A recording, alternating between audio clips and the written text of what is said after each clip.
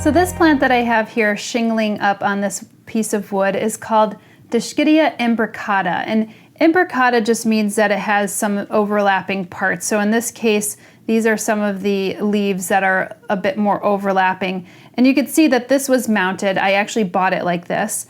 This was mounted on sphagnum, which is actually how these plants would typically grow in the wild. So you'd see them kind of clambering up maybe a mossy tree.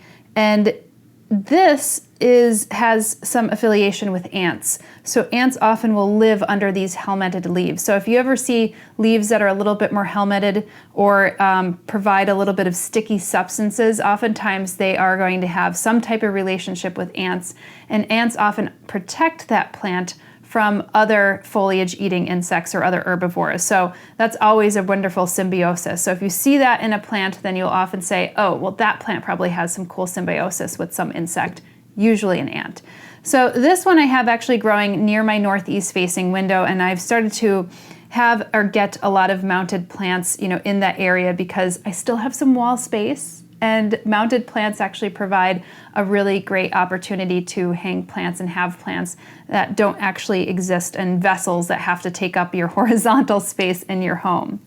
So this one I do water on a regular basis because when you have something that is sphagnum, and you can see that it's kind of dry now, it dries out very easily. So you're going to want to make sure that you are watering this on the regular, and it's going to be very hard to kind of overwater this plant unless you're actually soaking it, which I would not recommend.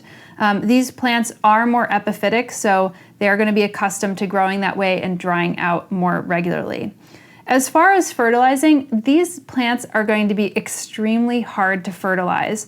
I wouldn't typically say spray fertilize, but when you have something that's mounted, probably spray fertilizing is going to be the best. But luckily, Dischidia don't need a lot of fertilizer. They're not heavy feeders. So if you fertilize this more on, I would say, an annual to a biannual basis, that's going to be great. I would say take some of your succulent fertilizer, put it in a spray bottle. If it's a synthetic fertilizer, then you're going to have to water it down a little bit more, and then you could just give a nice spray over it. And typically these plants will actually, especially ones that have this relationship built with the ants, they'll actually get some of their nitrogen from the poop or the frass of the ants or any kind of insects around that area. So that is how a clever way that these plants actually get their nutrients. What else can I say? This plant is actually native to Indonesia. I'm sure it's probably native to some other areas too, but that is where this plant, you could find it in the wild. And pretty interesting plant. You could actually get this plant probably cut here. You could propagate this. You see like a little bit of the roots here, and you could propagate that very easily. I would take a little bit more of like a wet, moist sphagnum and then use that to actually mount it. And you could see that the mount is not too hard to do. You just take some wire, or at least this person just took some wire and wired the sphagnum around there and kind of placed the plant on it. And it seems to be growing extremely well.